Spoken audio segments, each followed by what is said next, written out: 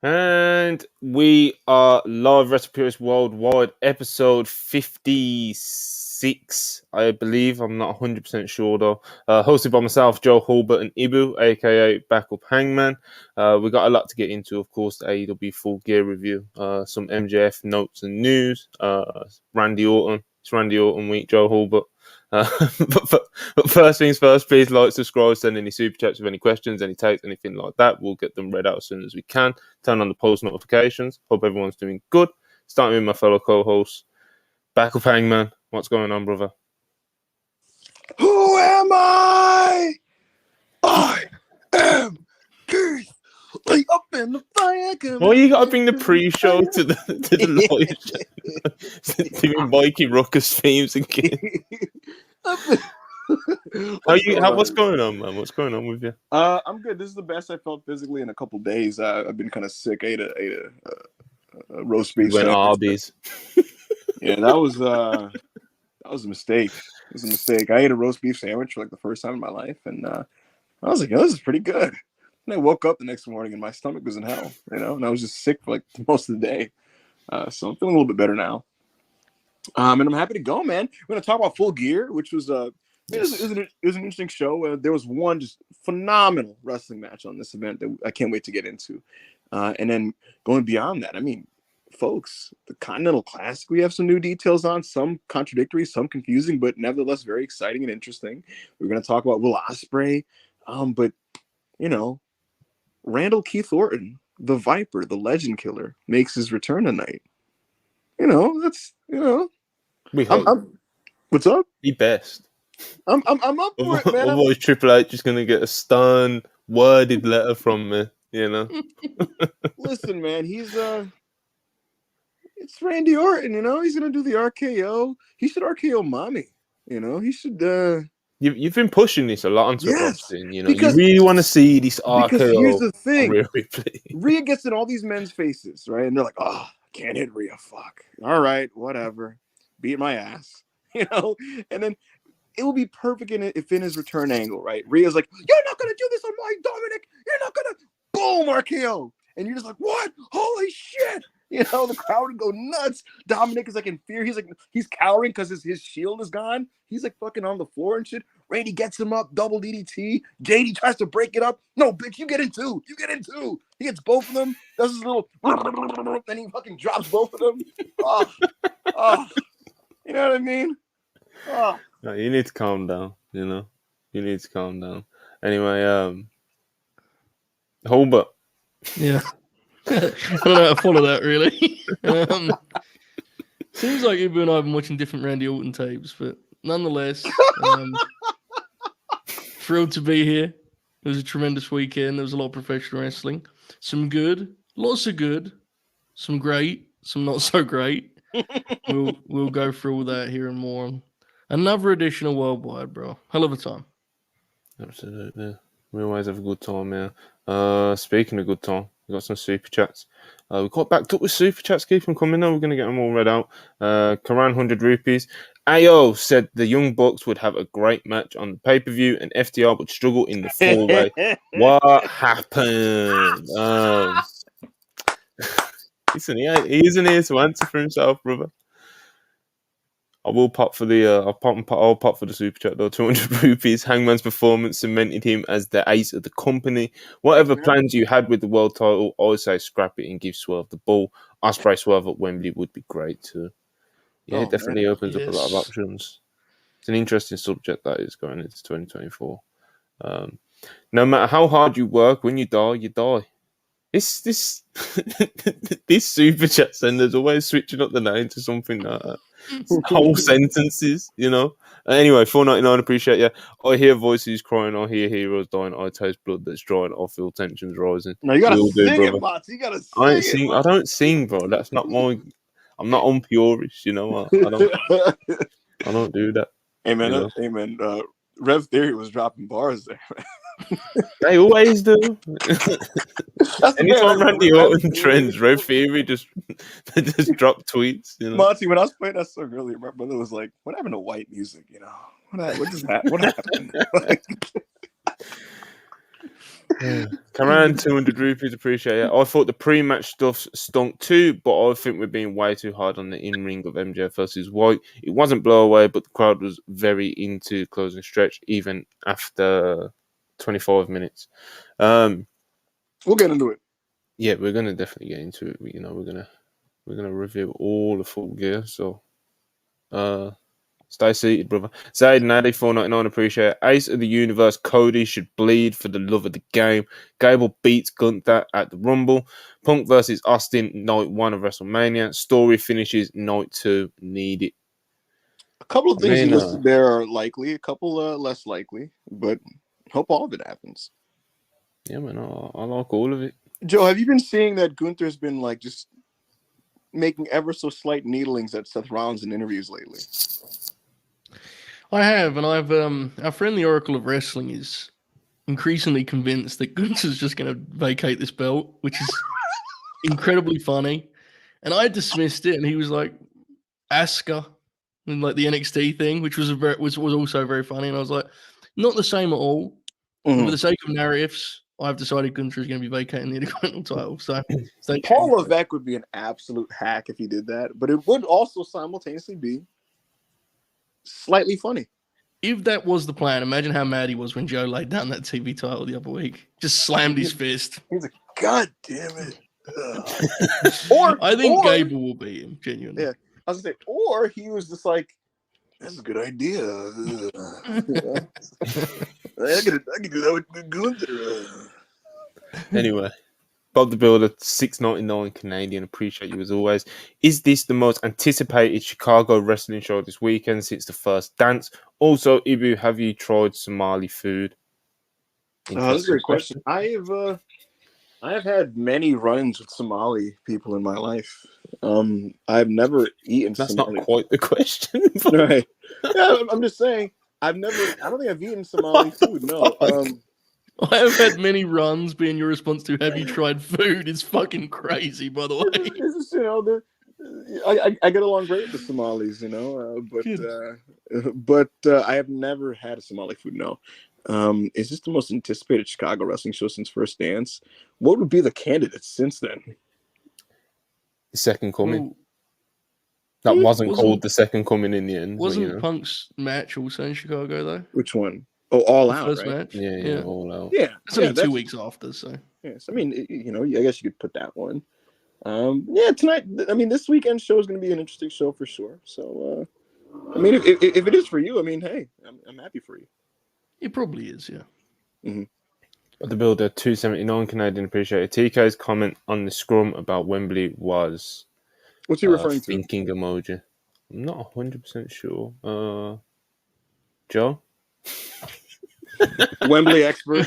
Let's go for my local Wembley. Wembley guy. Listen, you live the closest. Yeah, good call. That'll help me. That's what anyone's talking about down here, bro. AEW coming back in 9 months. You know? Journalism, folks. Darren Walker, £5, appreciate you. Great to see Christian mix it up with a fresh young talent like Ric Flair. Can't wait for their potential match on Dynamite in 2024. I very much doubt it, Darren. I very much doubt it. Rick looked like in the moment that he was getting a little too into it, and I thought he was gonna just get in the ring and start taking bumps. Like I felt like in the heat of the punches and chops, he probably just was like, "Oh, I got it," and just was about to, you know, do a little. He's definitely gonna blade at some point, bro. 100%. We're gonna get to all that. Hush, $5. Bad main event should have been Jay White. Jay White's Io Sky Backlash-esque moment. His biggest AEW match dragged into illogical theatrics killed it for me. We're going to get all into it, brother. We're going to get all into it. Very controversial main event, though. Hush, $2 again. Appreciate you. Hangman Swerve, though. Masterclass, need more of that. Mm-hmm. Cake or nut? Okay. Cake or nut. £5. Appreciate you. What is going on with Danhausen and his cameraman? The bootleg merch thing seems to be debunked, but still looks like they have beef with someone. I have a good answer for this. Who gives a fuck? Oh, that's nasty. Who gives a fuck? This person?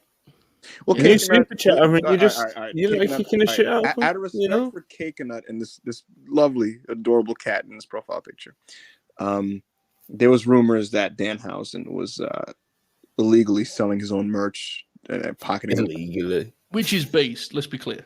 Yes, it's Earl Hebner shit, you know. Yeah, real grabs.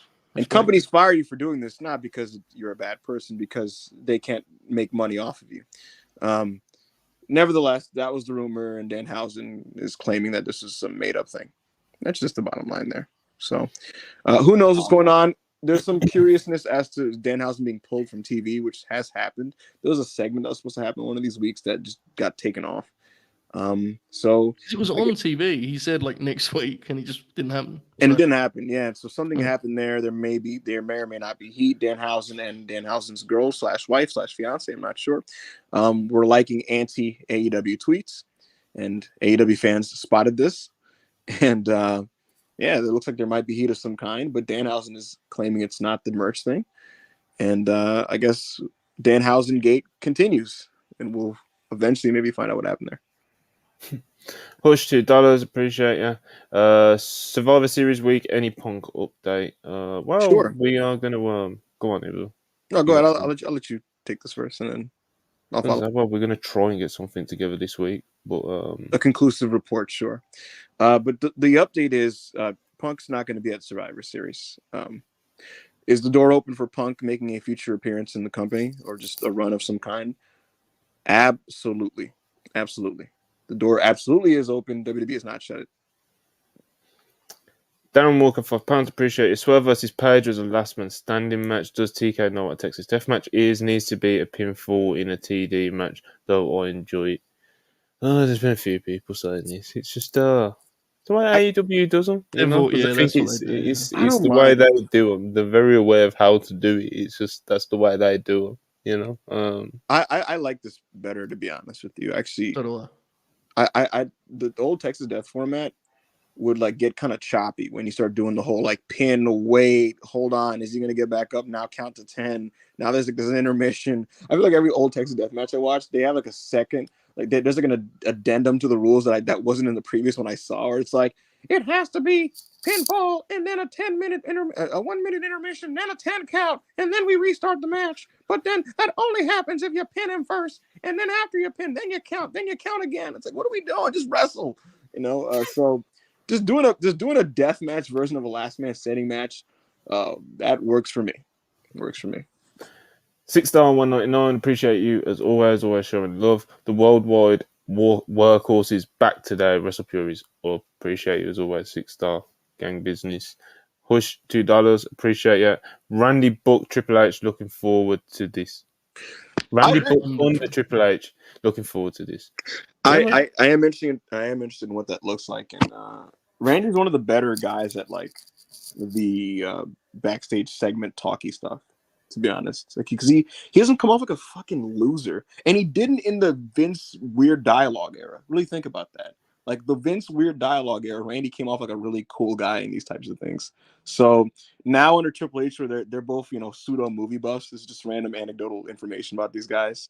I could see them just like him being like Randy just being like, man, what if I kind of modeled myself after this guy from this movie, and Triple H being like, oh yeah, that'd be pretty cool. Yeah, and you could. The big question is, does Randy still have the mustache? I do want him to have facial hair. It's very interesting. Key factor, and I will be honest. It's the big question going into Monday Night Raw. Absolutely. Brian Buster $4.99, appreciate it. My clothes will be off when the vital Randy Orton locks in a headlock during the War Games on Saturday night. He's not going to do a single one at War Games. Don't need it. Don't count out the great ones, brother. You know what I got to say? I will be shameless Monty for the inevitable Cody Randy backstage segment where it's just like, how you been? He's like, oh, I'm good. You've grown up, kid. You really became something. Swag Kelly $5, appreciate it. Am I crazy, or is there definitely something going on with WWE and Stardom? Julia stuff, Shayna interview in Japan, Azumi calling out Io. I don't know, but I think it's worth asking about. I asked on my Twitter account last week, what's going on with Bushi Road, bro? Like all this movement going on, I think I have a theory. I think There's a lot of theories. I think Stardom accepts their place in the food chain, and simultaneously, I think Rossi is a mark for WWE in the sense of like, I think he does like hold reverence for the company in the sense that like when he's talking his roster about like, hey man, when you get to a certain level and maybe you're above our pay grade in terms of what we can give you, like, you know, basically we encourage like you just kind of go over there. Like I think to them, it's very what is just a straight up fact is people that leave Japan and become successes over there, especially the Joshi wrestlers. Like they're really held in high regard. Like they're like borderline revered. Like Io Sky and Asuka are seen as like heroes for what they've done in America and succeeding. And so I think the combination of just accepting where they are in the scheme of the wrestling business, combined with that, I think leads to this maybe smoother process where it almost seems like Stardom and Bushiroad and Rossi Ogawa and whoever are just kind of like okay with almost their talent borderline graduating Stardom, if that makes any sense. So that's kind of my read on things, to be honest with you. Or maybe it's that damn Regal, you know, that pesky bastard William Oh, Regal. not this again. That motherfucker, exactly. This shit again. That motherfucker William Regal. All right, moving on though. Bro, 199. Appreciate you as always. How would y'all book Jay White now till Revolution? I'd probably call the police on his behalf. I'd take him off TV for 2 months. I had 2 months. I'd probably genuinely leave him off the rest of the year though. Just let him combat in something different. Yeah, that was pretty rough on Saturday. Like, and I think anyone that watches this knows I'm very seldom the guy to be dramatic about that stuff because like it's one match. But my goodness, that was not a very flattering presentation of Jay White. So I think give him a few weeks off and come up with a program for him to come back in that isn't about him stealing a belt or the Devil or the Acclaimed or Samoa Joe or Wardlow for that matter, and just is about him trying to beat someone in a wrestling match. Especially since Juice Robinson is unfortunately injured. Mm-hmm. Yeah. The word is he's out at least the rest of the year. So I would try to get a clear answer on what his timeline is and then decide off that, to be completely honest with you. Madison 84, $2. Appreciate it. Texas Deathmatch was very 2000 CCW pill. It was a lot of things. It was that, but good. Showtime Spurs $5. Appreciate you as always. Cannot wait for the Randy Cody feud. Randy gonna steal Pharaoh. Randy Orton should RKO Brandy Rhodes. Won't put it past him. Why is it with you wanting to see these poor women, these innocent women get RKO'd, you know? When Beth Phoenix just 3 years ago, you know, was like yelling at him, like, how could he do that to Edge? And he's just like, I try to protect you and Lyric and Ruby, you know, the fucking kids and shit. And she slapped him, and then Randy like hesitated. He dropped the mic. He did that thing where his jaws clenched up. You know when he does a jaw clenching and the veins in his head and shit? And he just did it, you know? And you're like, oh, shit. You went to that place, brother. Brandy would be, if they went to Brandy and said, hey, do you want to get RKO'd by Randy on Raw? She would say yes before they finished asking the question. She'd be like, oh, of course. She pitched it. She would pitch it, yeah.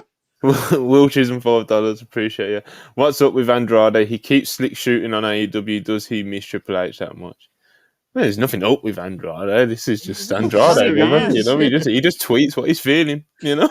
Yo, wait. He woke up on the day of Full Gear and was like, I'm pissed I'm not on this card, you know? Nah, but just Monty, fucking tweeted it out. Monty, somebody broke down like the brilliance of the tweet, because like he aired a grievance and then he followed up with like, yay wrestling, go AEW, hashtag Full Gear. Like it was the ultimate like double speak, you know, thing. It was absolute performance art. He is a funny guy, I gotta say. He is. Dame 199, appreciate it. Io's a draw. She is. Well, yeah. All of them. Kyrie, Io, Damage Control recently. They're popping quarters, folks. High quarter this week, high quarter last week. Io's title defenses have been the highest rated thing on SmackDown episodes that had bloodline influence. It goes to show something, if you know, so. But the build of $5 a Canadian. Appreciate you again. What's your take on TK saying put your money where your mouth is on the scrum, but has not announced anyone new for the AEW? I think this warrants a couple minutes of discussion, to be honest with you, Monty. I agree. Yeah. Okay, we'll give it 90 seconds. No, go on. No, we'll do it. Come on. Yeah. So yeah, let's back the truck up here. Tony okay, said go this. on. Go ahead, introduce it to the people. Okay, so AEW Continental Classic, it starts in just over 48 hours. Yeah, just over 48 hours, and we only have 4 contestants announced. A lot of people unhappy with this, especially after Tony Khan saying the aforementioned quote that, put your money where your mouth is with the, he was referring to the AEWG one as well, wasn't he? He's referring to the Continental Classic, so. Yes, the sports presentation of that, he's basically like, if that's what you've been clamoring for with AEW, sports, wrestling, all that type of stuff, then put your money where your fucking mouth is with this tournament that I'm giving you, basically, was what he was saying. And yeah, like I said, as of right now, only 4 contestants out of the 12 announced, which is, not used to that with the round robin G1 climaxes. Normally it's good to know the contestants because it gives you something to be excited about. You know what the schedule is. You can fantasy book your way through the tournament, especially when the blocks get announced and stuff like that. So, it's not helping the magic. So, a lot of people were expecting it to be announced like, I don't know, at like noon Eastern or something today. Because as the day went on, people started to kind of complain about it more and more on Twitter. It probably is just a Twitter thing, but it's still a valid criticism. What do you go yourself on it? I was just gonna say, like, yeah, that is a valid criticism. And obviously, I'd like to know I'd like to know who's in the thing that I want to be excited about and the schedule and all that. And like, that's part of the fun of the G1 is like knowing like when the matches are happening with who. But even beyond that, I want to pass it to Joe to kind of weigh in on this. But what did you make specifically of Tony doing the whole like put your money where your fucking mouth is with this thing? Because I've seen some people say it's not a big deal, and other people I've seen basically say that this is kind of like a bit arrogant or petulant, and people going like these hardcore fans are the people that kind of prop the AEW up, and you almost are starting to create this almost contentious relationship with those specific types of wrestling fans. So I'm just curious, like if you have a take on it. Well, I think it's one of those situations where, in a vacuum, as a singular comment, it's not a great comment. But it's just one comment. But I think it feels like it's part of something bigger in that it does feel like there is a growing disconnect between the vocal online hardcore fan and the kind of AEW mentality as a promotion. And there's I think it's easy to pair that with the thing that Max had on the video where he was getting the treatment, right? When he had the thing about like the online fans and I think it feels like it's part of a growing kind of resentment feels like too strong a word, but it's the one that's on the tip of my tongue. But it's like, it's this kind of pushback as to, you'll complain about anything. And let's be real, we all know wrestling fans. We are wrestling fans. Mm-hmm. We do complain a lot. But the best response is never just be like, oh, fuck them, they complain a lot, right? And I'm not saying that is the response. What I'm saying is that feels, to me anyway, to be an increasing perception that there is this disconnect between AEW and its loudest hardcore fans. There's a lot of that kind of like, they don't matter anyway. And look, let's be honest. The folks that are voting on Cage Match or watching a show like this, we absolutely are a very, very small percentage of the audience. However, that wasn't an issue when we liked the show. Right. And that's where I think, to me anyway, that's where I think it becomes an issue. It's like, especially when you look at something like Cage Match, it's the perfect example because Tony actively cited it. Like, 6 months ago, this week I saw all the conversation. It wasn't Tony saying it, but I saw all the conversation about, it's only a couple hundred people. It's like, yeah, exactly. It always was. So I think it's part of a bigger conversation. I'm not honestly particularly well positioned to like comment on it because I'm kind of distant from that. Like, there's this weird brand loyalty thing with wrestling now, where it's like, this is my promotion. I've been hurt by my promotion. Like, I can't connect to that anymore. But I've seen a lot of my friends who feel that way. Absolutely, have felt, have kind of shared that sentiment. So that's interesting. That's a good point. Yeah, I'm not like personally attacked because I don't see like these types of things. Like again, I don't, just like you, I don't tie myself to any companies. So when like a shot is taken at a company or the fan base or whatever, like I'm never like, holy fuck, you're talking to me. But at the same time, I took that from what he said. But what I also felt I felt like it was an admission that like the company's different now because, look, WWE, for example, right? Like their bread and butter in the 2010s was like telling wrestling fans, go fuck yourself. You know what I mean? Well, just subtly with very overt booking moves, whatever. And AEW like distinguished themselves by basically going, no, you hardcore fans, we're gonna listen to everything you say and give you everything you want and could have ever possibly wanted out of professional wrestling. And I think both directions were like very extreme, but AEW doing so kind of distinguished themselves, right? And now they've reached the reality of learning that like it's kind of hard to run a company that way. And they just kind of learned that wrestling fans are nuts, I think, and they're seeing the bad side of like paying attention to the fan, like the sides of the fandom that they used to. But I think the admission that the company's different, Monty and Joe, comes from the fact that Tony basically is saying, hey, that like serious, just pro wrestling sports, oriented stuff that like I promised this company was going to be at the beginning. I am now sequestering this into a tournament that I will put in the show. And for those people that like this type of thing, that's where you can get that out of AEW. And you better watch it because this is where it's coming from. And to me, it almost feels like that's where that type of thing is going to come, and the rest of it's going to be what this new AEW is, which is kind of a hybrid, frankly, and so it's like for him, it's like, hey guys, look, you want just straight up matches with finishes that are clean and no interference and all that type of deal. Well, 2 Continental Classic matches a show where you can get that, and watch that and shut the fuck up, or don't watch.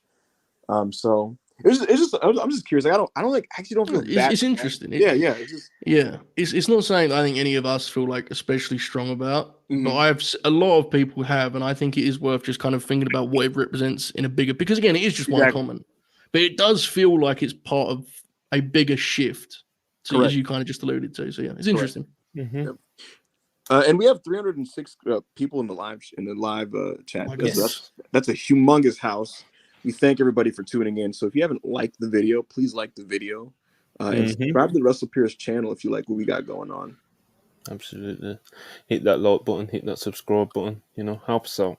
Keep super chats coming as well. Going to get through a couple more. Then we actually are going to get into this Full Gear review. Showtime Spurs, $5. Appreciate you. Full Gear was the first time I actually didn't mind if MJF went to WWE. I saw that sentiment said a lot. Yeah, kind of harsh. Mm-hmm. Wheelchairs and $5. Appreciate. He's going to be nasty if Stardom and WWE have like an under the table deal. They're telling Julia, don't go to AEW. You see how they did Sheila lol. I was going to say I don't think they'd ever do an overt like working agreement thing. But I listen. I am a conspiracy brain bastard. But an under the table type of like, hey man, like like just feed, toss this. Push $2. WWE lending EO to get early dibs on Julia is crazy. Where do they lend EO though? Oh, unless they're talking about what Azumi said, because Azumi was basically saying like, "Hey, I would like to work over the thing." Hey, they landed what's this guy? They landed Nakamura to Noah last year, so she's world champion though. So it's it would be really, really, really cool if they did let EO do like a Bushi Road sanction Queendom. Oh, that'd be so cool. That'd be so cool. Wait, could she do Queendom? Surely not, because of all the WWE holiday shows. She's probably. Here's the thing: if they could find a date to get her on to work Azumi, I think that'd be really good. That'd be really cool. And the match would be awesome too. So yeah. Yeah, definitely. Big Hero Chris, $2. Appreciate you. Ronda should punt Pharaoh for the vibes. I mean, that's not Ronda. Very different person. Either way, very harsh. Darren Cage, $5. Appreciate it. Tony, tell the fans to put their money where their fucking mouth is regarding the Continental Classic. It's a terrible look. Terrible look. Typical billionaire piece of shit. Blunt. Dan Walker, £5. Appreciate it. Ibu, any women in AEW want to take bumps from the men? I'm sure there are. Yeah, most of them would be cool with it. Yeah. Absolutely. But in the wrestling business, like the people in the bit, like, bro, these women are tough people. You know what I mean? Like, absolute nows, brother. Absolutely, 100%. Like, they're more game for things than you would even realize. They most of them are down to do a death match that they would never be allowed to do. Most of them are down to work tougher than they're allowed to work. Most of them are down to take a fucking bump from a man and just be like, yeah, man, it's wrestling. Like, let's fucking go. So there you go. Wilches and $4. Appreciate it. That Tony comment is his version of Triple H. Me and my friend Mark promo lol. It is on Was that it? spectrum. It's on the low end of that spectrum. Yeah, It's so not that- that deep. It's not that deep. Yeah. Triple H did that as a promo on TV. I will say, you know what was closer to that in my opinion? Remember the previous scrum where Tony was like, nobody's ever in. He's like, people never like analyzed wrestling at this granular a level than before back in the day, but now they do with like AEW and stuff. And if you remember, we were talking on our pod after that. I think it was Wrestle Dream show. I was saying that like Tony, you should take pride in that. The fact that like adults will invest in like your product and like invest in it and break it down to that level of a detail. You know, that's a good thing. You know. So Chisel 199, appreciate you as always. AEW is very consistent in its women's booking. Now, knowing your previous takes in our live chats, I think you're trying to be smart with this comment here. Yeah. Is she being sassy here? I believe so. Uh, I believe so. But hey, is what it is. Let's get into Full Gear, man. AEW Full Gear in Let's do LA it. at the Kia Forum. yeah.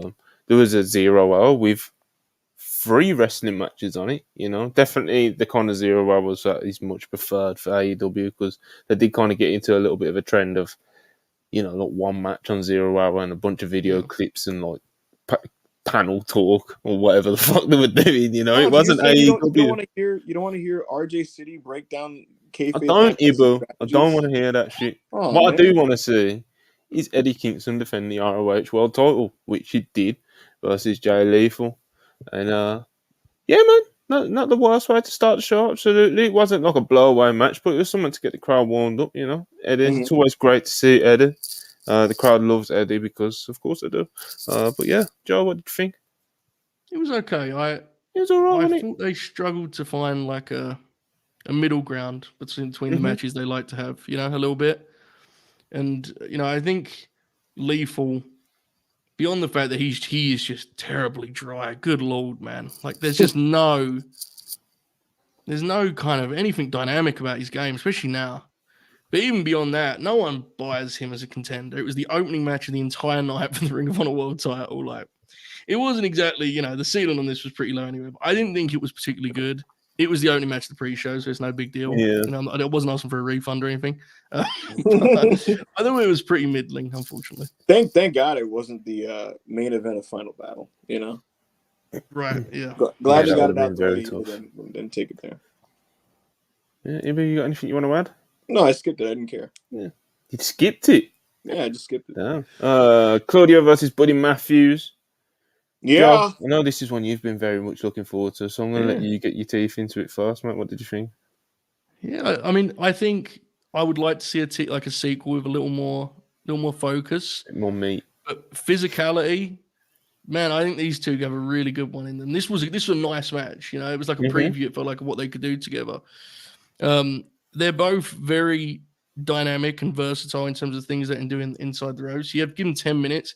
They give you looks at different styles of their matches, right? Like at times they're trading blows and going in, and other times they go quick and can make it a very kind of athletic opening match, that kind of mold. So nice match. I always like seeing Buddy get a chance to wrestle singles. Claudio is obviously, I mean, that dude's like just a treat to watch. So I was good. And that was an example of like, again, these matches have a certain ceiling. It's 10 minutes on the pre-show, but this one felt like it met that and you wanted to see more, right? Which was kind of a contrast to what we just talked about. So I liked it. Ibu, did you manage to catch this one from 0 hour? Yeah, I saw everything else on the show. I just didn't see the Jay Lethal versus Eddie Kingston. This was I just refused with that, you know. But yeah, this was good, man. Buddy had a good weekend.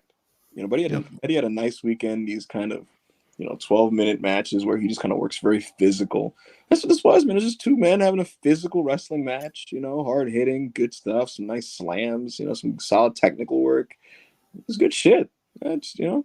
Not much else to really say. It wasn't anything particularly complex. Yeah, it's 0 hour, isn't it? So. Yeah, it's just two good wrestlers had a good physical wrestling match for 10 minutes, and you know, that's what this was.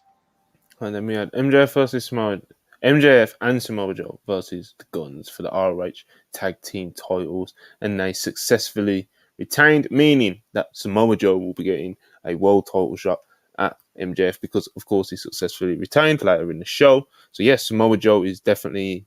Not sure if he'll be directly next, but he will be one of the next challengers for MJF's world title. But of course, the big part of this was the big angle that they did after with, MJF got isolated in the ring. They, attacked his leg. The guns, of course, I'm talking about, attacked MJF's leg. He got stretchered off. He got put in the back of an ambulance. And as he's getting put in the ambulance, Adam Cole he's going after him, making sure he's okay. And as he's being put in the ambulance, MJF screams to Adam Cole, "Don't let them take my title. Don't let them take my title." So MJF is MJF is taken out of the arena, and that is how we go into the pay-per-view. Of course, we know how we know how it unfolds, but yeah, man, this was the big dramatic angle. You could tell, I guess. Ibu, help me. Mm-hmm. Adam, don't let him take my title, man. Promise me. I promise. All right, I promise. And then the camera lingers on Cole's face while he has to emote and portray exasperation for an additional 15 seconds. Yeah, interesting scene. They destroyed his leg. He gets put in the ambulance, and it looks like Max got Pillmanized and put out of commission for the rest of the night. You seem to be throwing this to me for a take, and the only one I can make is how would you feel in watching this unfold? I laughed. Execution wise, just funny.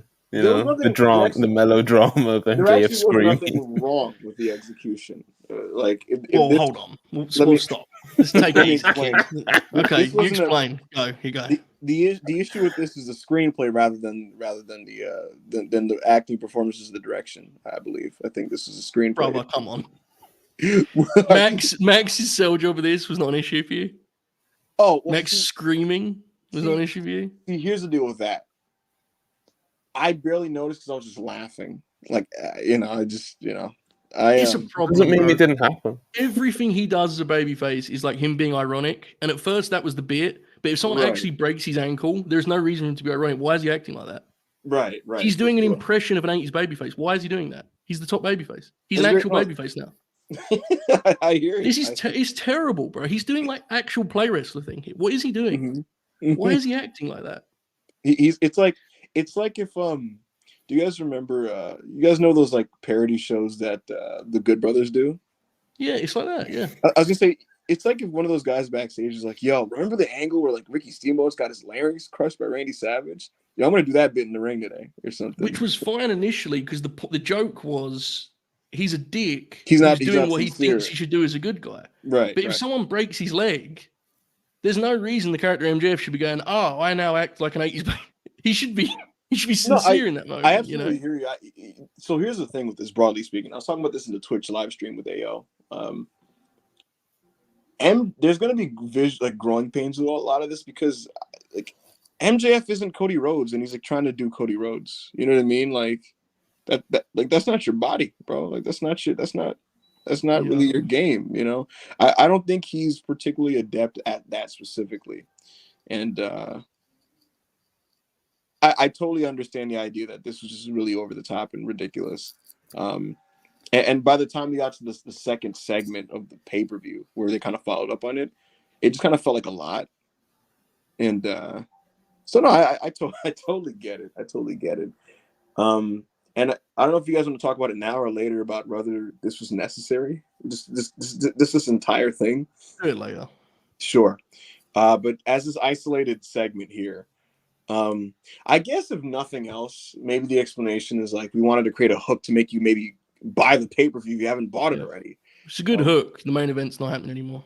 I was gonna say like the thing is like if I didn't dish out my $50, would my incentive be like, oh, the main event might not happen. All right, well here's my money. Let's see what happens here. I don't know about that one. I don't know about that one at all. Yeah. Insane. Joe looked like he was having a blast at the forum, so shout out to the big man. I'm sure he was thrilled to be there. So that was cool at least. Mm-hmm. Oh yeah, always. The main pay-per-view opens up with Edge, Darby Allin, Sting versus Christian Cage, Nick Wayne, and Luchasaurus. I like this. I like this, Joe Hall, but I have a feeling you like this as well, mate. I did, mate. I thought the way they worked was interesting because they didn't necessarily quite do the party match we anticipated. It was more of No, like a they road didn't. to tag, But because they were the opener and the crowd was fresh, that was actually a fine choice. Nick Wayne, who we've had our critiques of, I actually think is adjusted to this role quite admirably, considering like his experience level and his age. I think he's adjusted to wrestling heel better than I ever could have anticipated. Smartly put together match as we expected. Yes.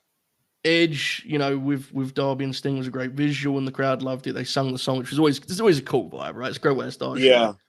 It was a nice match. I liked it quite a bit. Nothing crazy. I think there are more like expansive versions of this ordeal, but it's the opening match. I thought it built nice. It's something we actually talked about the last couple of months, Monty, you and I. They seem to be coming around to the idea of some of these pay-per-view matches just being like, a match on the show that keeps things moving in the right direction, rather than every match being like the ultimate version of it. And I think it's good for a pay-per-view. So I thought that was noticeable here. I think you kind of have to do that when you're going to have so many matches as AEW does on pay-per-view. Yep. You can't. Every match can't go out there and try and be match of the night. As much as the nerd in me would love that to be like the optimal way of doing things, but I just don't think it is. You kind of, some matches serve the purpose, which isn't trying to be match of the night. And Ibu, did you like the opener?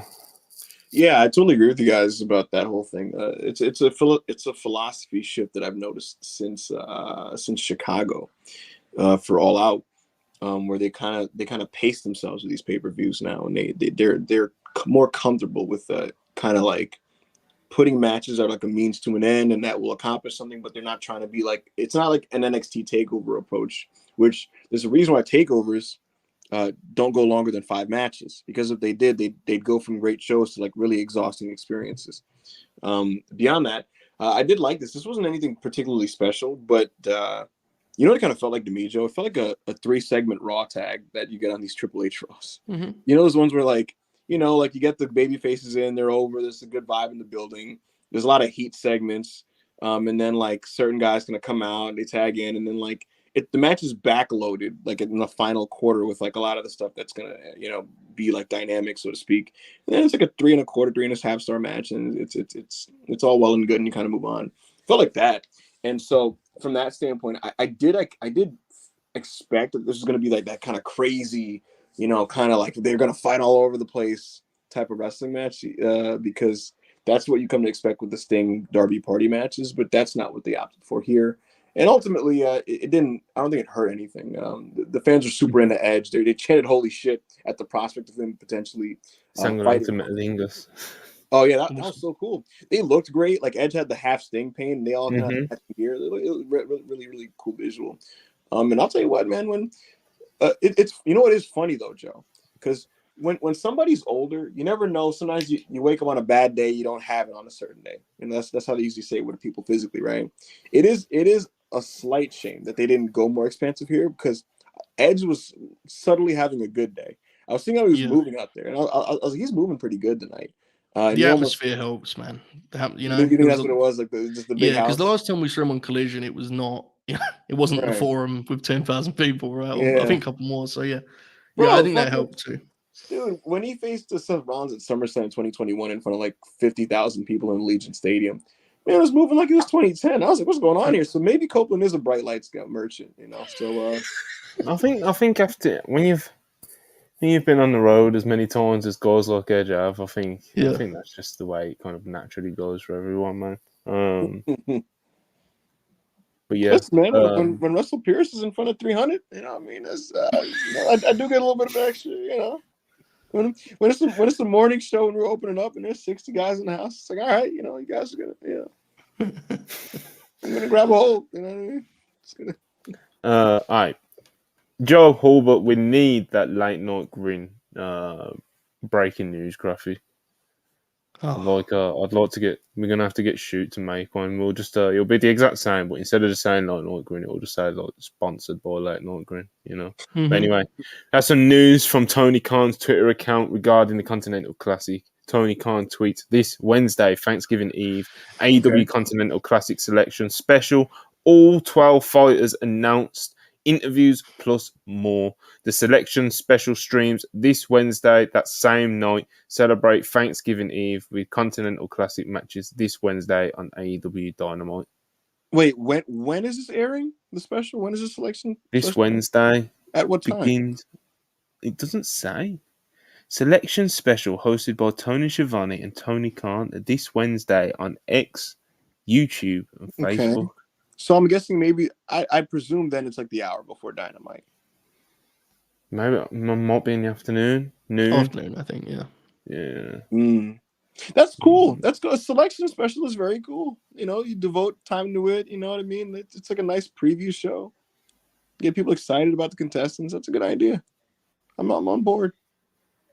It would be nice if we did it Tuesday so that we could use it for the Dynamite preview the next day. But, you know, we fucked the content creators up a little bit. But, you know.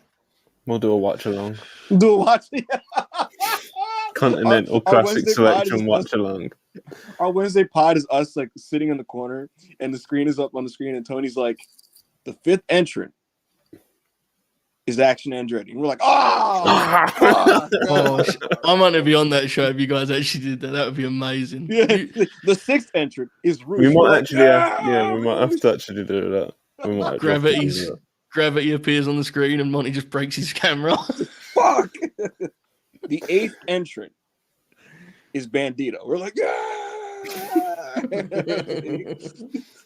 No, even funnier is like the 10th entrant is, and he's like announcing like Kenny or someone good, and we cut to the back and it's like, oh, someone's getting jumped. What's happening?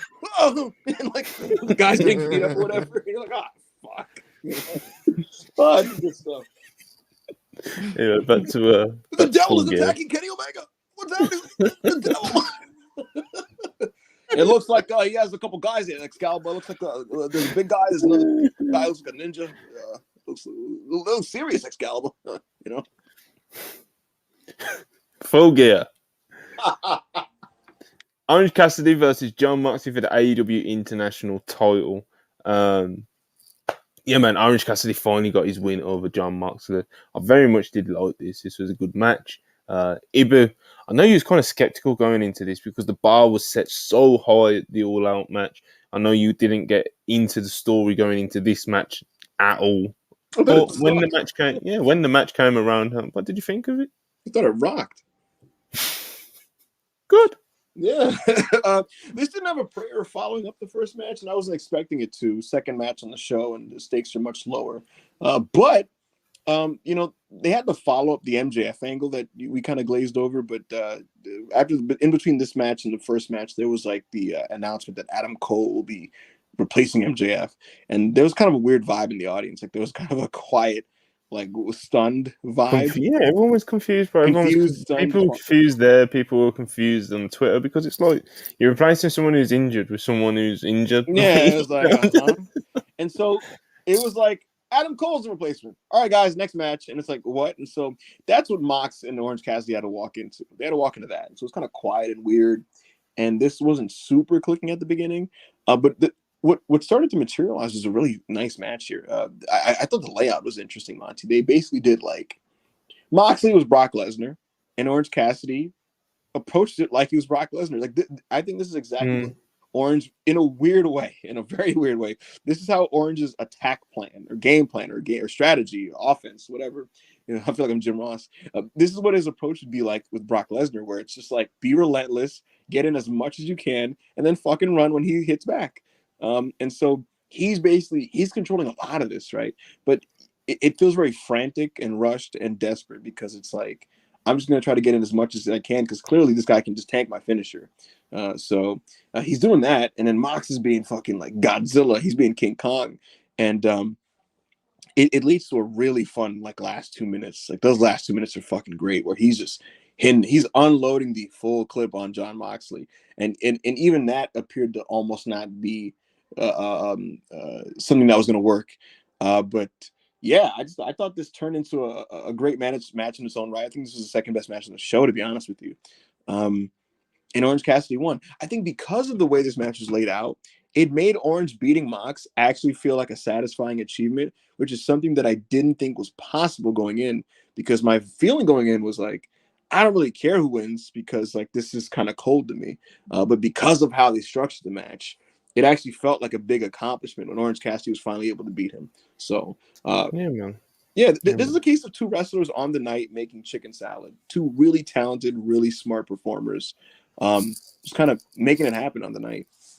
Yeah, definitely. When workers are as good as John Moxley and Orange Cassidy, as experienced as both of them are now, they can. Doesn't really matter what the story going is in terms of just the match in a vacuum, because there is a good chance they'll make you care about it. Joe, what did you think of Cassidy versus Mox? Yeah, I co-sign pretty much all of that. I think Ibu did like a touch more than I did, but I agree completely. I thought it was remarkable how they was able to kind of organically rebuild the atmosphere that was there for their last match. Because as we mentioned going into it, they wasn't armed with that, both because of the build and because of what just happened on the show. And they were able to kind of steadily rebuild. They didn't have a lot of time here either. It wasn't dissimilar to the match we kind of hoped for when we did our preview on Saturday. So it was action packed. Moxley, I thought, was terrific here. He just looks super on his game. I thought super sharp. I'm hoping coming out of this that Moxley gets like a redirection of sorts. I think his performance is always great, but I think his actual his value, I think he could be more valuable than he has been actually in the last like 6 months or so. I think he spent so much time. He's almost too selfless in the way he wrestles at times. But this guy is still one of the most valuable guys on their entire roster. So I think hopefully they sang interest in that regard. But as for the match, I thought it was really good. Really, really good match. A worthy sequel to a match. It was, as Zibu said, it was never going to live up to the first match. But I thought it was a worthwhile sequel for sure. Yeah, it was really good. I'm not 100% sure when all this came, but Continental Classic updates throughout Full Gear. Mark Briscoe entered himself into the tournament. Absolutely love that. I could talk myself into thinking he should win it. He should definitely have a big moment in it. He should definitely have a big win in that tournament. Like even if that's all it is. Well, yeah, but I'm just being, I'm being modest. Yeah, we can be on the New Japan. Mark Briscoe can be on the New Japan Strong shows. It doesn't hurt anyone's feelings. He can be on ROH because it's ROH, obviously. And you give him a nice moment. Everyone loves Mark Briscoe. Give him a ball to run with, brother. I get the feeling that now that the winner gets a triple crown, that they're probably carrying around 2 belts and a trophy or something. I get the vibe that like they may give this to Brian and then he carries it to Tokyo to face Okada with that on the line. But maybe I'm wrong. Maybe, but we also, like we were just kind of talking about the Triple Crown thing. Eddie Kingston, of course, has entered himself into it, and he said, with every match or every round, he's putting his titles on the line, and by the end of it, he'll be a Triple Crown champion. So this was unhinged, bro. Unhinged. This broke my brain. I was watching the show on delay, and I couldn't check. I didn't want to spoil the show. And he was like, the belt was on the line in every match, so the winner of the tournament will be the champ. And I was like, what? That's not how it works. Oh, what if he loses the round robin? No. Yeah, I was bad, and apparently it's been explained that it's more just the tournament is for the belt. So in Eddie's mind, every match is, I don't know. So then that means that for this to make sense, and I'm not complaining that these things but from the logic of like defending it every round, because that's not how round robins work. That's just literally not how it works. So number one, it feels like Eddie pitched this the morning of the show, and Tony was like, "I like it." And number two, for this to make sense, Eddie would have to vacate this belt going into this tournament and put it up for grabs. You know what I mean? And so it's just like whoever wins this thing can now hold this belt. That's kind of how that would have to work. But so it will be funny to see them match by match having to kind of fumble to explain like who's holding the belt now. Because like what if Eddie loses his second Continental Classic match to Bryan Danielson? Is Bryan Danielson now the ROH champion and the New Japan Strong Championship? And then does he now have to lose it to a guy when he loses match number 7? Like is this like? But also, is the belt like when they crown the Triple Crown? Are those belts then just one thing at that point, or is the Ring of Honor belt still alive as just one? What's the lineage going to be? Yeah, exactly. Yeah. And if you tune into the Continental Classic special, this better be this Wednesday on YouTube, Joe, Tony and Tona will hopefully explain what the fuck is going on here. I'm on the watch along, bro. Of course I'm watching it. I'm watching it live, brother. Absolutely. Good shit. Good shit. Yeah, man. Okay, where was we? Hikaru Shida versus Tony Storm for the AEW Women's title. I have to be honest with you, folks, in the live chat and listeners will watch this after we've gone live, but I was not a fan of this. There was talk going into this, and we spoke about it on the preview show or whatever show it is that we did last week, and it was like, I hope going into this and building into this Tony Storm versus Shida match. Tony was doing like, we all know Tony Storm can be a very good worker. Like she can be one of the premier like workers in that division. We've seen her do it in that division, in world title matches in the past. But with this big gimmick that she's been doing, and yes, it has gotten over and it is working, but the matches have been a bit much for me with the gimmick stuff, and I kind of was hoping that she kind of like pushed that one side for the world title match. Do you know what I mean? And at the start of the match, when she ripped up the script, I thought that's the direction she was going to go into. But by the end of it, she's got a metal pan sticking out of her ass cheek. She's fucking, it's kind of just unravels into what I was hoping it didn't. And I was not a fan of this match.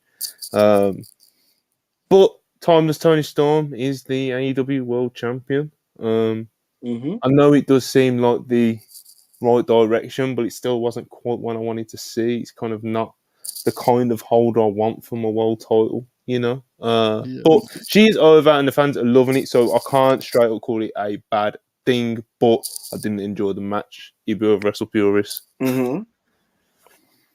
Yeah, I fucking hated this. I thought it sucked. She put a frying pan like on her ass, and Aubrey is in direct view of this and doesn't like stop her and like pull that thing out, way too sticky for my liking, and sticky on a match that didn't need it and would have been notably better without it.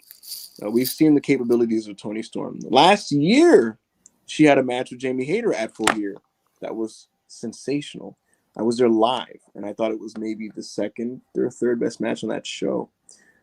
Fast forward, she's certainly more over. So it's like, I guess I got to throw my hands up there. She is more over than she was a year ago. Tony is more on board with her now than he was a year ago. This is going to run the women's division at the top of the card for the foreseeable future. But I got to be honest, personally speaking, I just didn't like it. I thought the work was middling. Shida sometimes can be spotty, I think, when it comes to like the intensity of her and impact of her blows. Sometimes like she gets kind of pillowy with it. It's really weird. It's weird because she'll be like that here, and like it feels like nothing is like snug or stiff.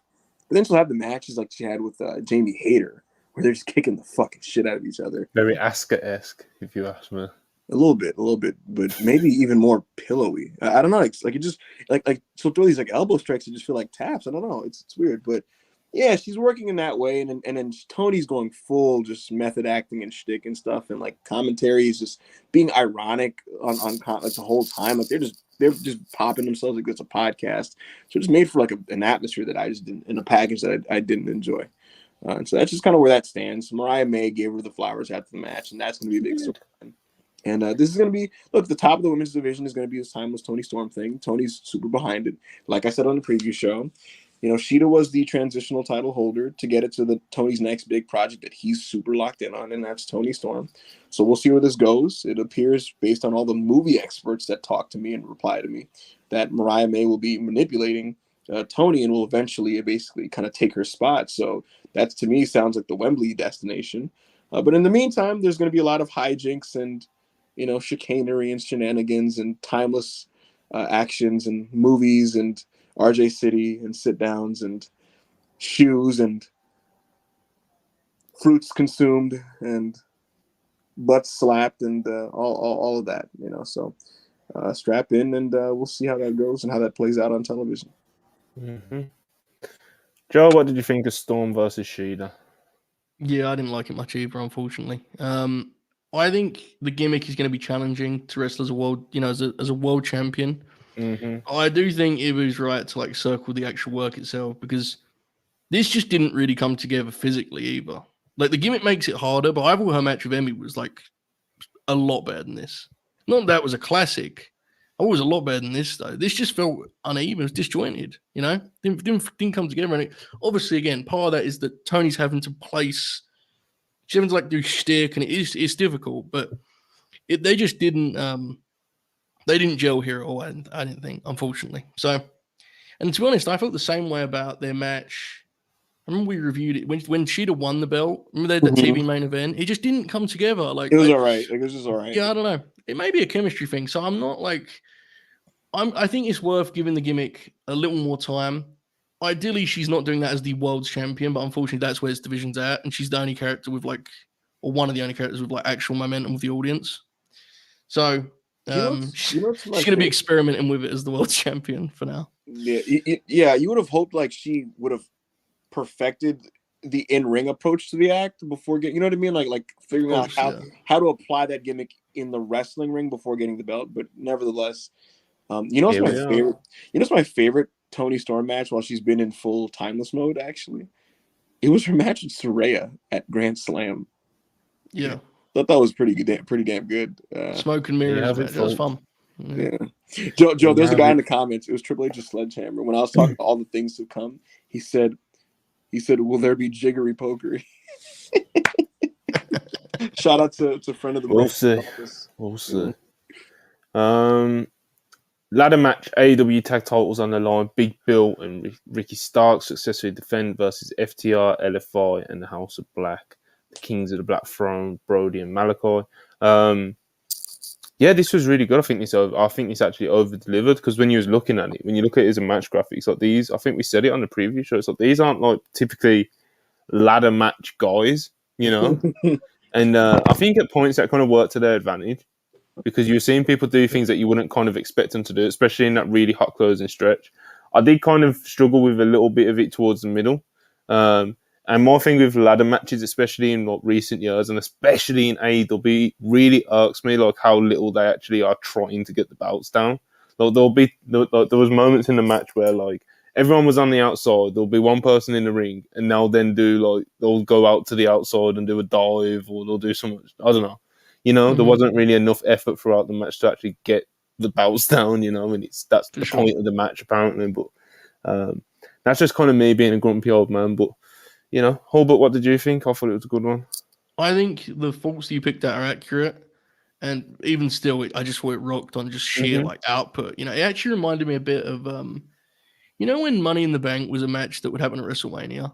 And because it was the guys that hadn't made the card in singles matches, they were kind of not always suited to being in a Money in the Bank match. Like Ric Flair was in one of them. Yeah, he's in the second one. It had that kind of vibe to me. And it very much felt like guys making the most of what they had. And as a result, it had this kind of charm that I think is lost in the matches that are almost advertised as stunt shows, where it's like 8 guys who do awesome things and crazy things. Dralistico was able to really shine bright as a result of this lineup because he was the guy who was most suited to the match, and it showed, right? He was able to be kind of a centerpiece of it in a strange way. They had set pieces throughout that allowed you to focus on a single thing, whether it be Big Bill and Brody, whether it be Cash Wheeler being insane, whatever it may be. There was kind of things it was really well put together, I thought. I always watch these through my thing because it's weird. Like I've seen a lot of people uncomfortable with the Texas Death match. I'm almost more that way with these ladder matches, because every stunt is like horrifying, I think. And God bless these guys, man. Some of this stuff is nuts. Most of it, honestly. But this is my second favorite match in the show. I thought it was a really good time. I liked it a lot. Mm-hmm. Ibu, you got anything you want to add? I thought it was charming too. I just thought it's really admirable how hard everybody worked to just make this work because they're not ladder match guys, but they still just kind of went for it. And I always respect that type of thing. So this was just a Collision crew going out there and just going crazy. And I think there's a charm to the Collision crew because they are a bit of a collective, and there are a lot of them are these like chip on their shoulder physical wrestlers that like get weird on Twitter and all feel like the company hates them. They all think Tony Khan fucking hates them. They all think that they're underpushed. They're all passive aggressive on social media. They're all they all pride themselves on being most of them pride themselves on being old school. They're just eclectic cats, to be honest with you. And so putting all of them in one match and going, hey, wrestling a ladder match, and the result is they all just ended up being nut jobs there. it was good stuff. So I thought this was a good match. Yeah, man, it was. It was a good time, absolutely. Next up, we had TBS title three-way match. Julia Hart wins the title versus Chris Statlander and Sky Blue. Julia Hart, of course, has been very much one of the success stories of 2023 when you talk about like how she's kind of emerged as someone who you can put the TBS title on, and it got a huge pop and it got over in the building, so that goes to show how far she's going in such a short amount of time. She's only, 21, 22, 22, yeah. And yeah, she's definitely making very good steps of progress. I'm not sure if I would have took the belt off Chris Statlander because I've been enjoying her reign. But again, not the Tony Storm thing. This is something that's got over. So I can't directly call it the wrong thing to do. But I was enjoying Statlander's reign, Ibo. Yeah, I was too. I actually, my big takeaway here was I'm a bit sad that Chris lost the belt, to be honest with you. And I'm not totally sold on Julia Hart yet, quite frankly, even though I respect how committed they are with their push. And then she has gotten more over. But overall, I'll tell you this about this match. Compared to the Tony Storm and Hikaru Shida match, this looked like Shawn Michaels versus Chris Benoit versus Triple H. Like, this looked like a fucking masterpiece compared to that. So, look, these ladies worked hard and had a good triple threat wrestling match. And, I mean, that's all you can ask for, quite frankly. The fans were pretty into this. And they popped for the finish. Chris Statlander was the connective tissue that kind of kept this whole thing together, and she worked her ass off and took some serious bumps here. So I thought this was a good match. Chris Statlander's very good. She's very good. Like, she rocks. Even though she's had like 2 knee surgeries or whatever the fuck, she still kind of has like that explosiveness to some of her work. Really like Chris Statlander. Joe, what did you think of the 3-way? Yeah, I liked it, man. I thought it was really well put together and well executed too. Julia and Sky have both got a lot better. Julia in particular is really making a point of increasing the physicality.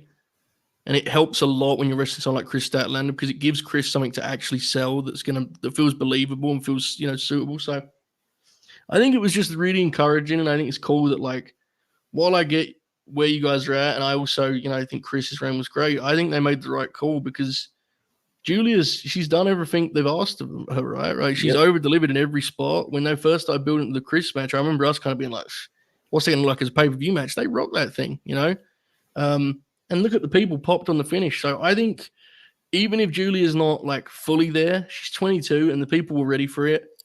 Go with the hot hand and ride that wave of momentum. I think that was the right call. But I like the match. Chris Statlander is honestly one of their most consistent pro wrestlers, if we're being real. Like, whenever she's out there, she brings it. And I find that just be incredibly watchable in like almost every match she has. So she's tremendous. Yeah, she is. She's great. Interesting to see how they move her on. So, right, folks, it's time. We've got to the main course. We have got to the main course. It's time for us to talk about the Texas Death Match between Swerve Strickland versus...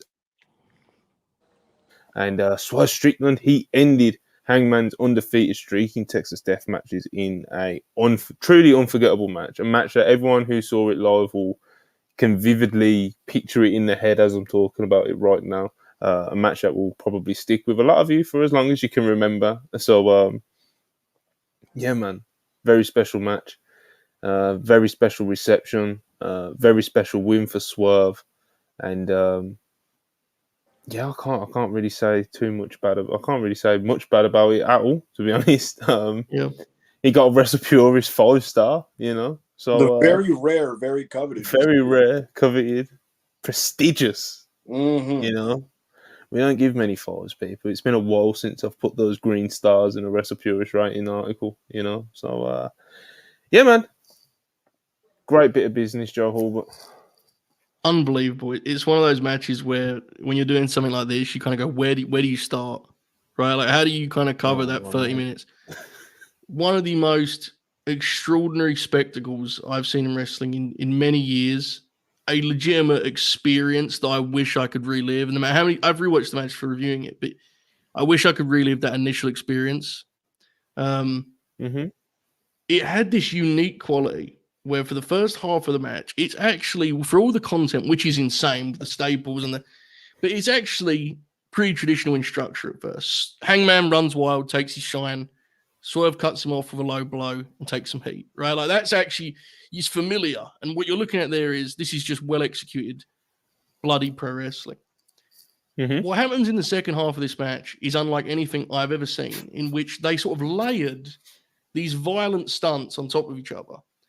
And every time they went beyond the last stunt, I was left sitting there going, they've gone too far. They've missed their peak. They've gone too far. And when I say too far, I don't mean in terms of too graphic. I mean, they've gone past, they've gone a beat to beyond where they should have stopped. And they'd make it worth the while every single time. They'd make it worthwhile.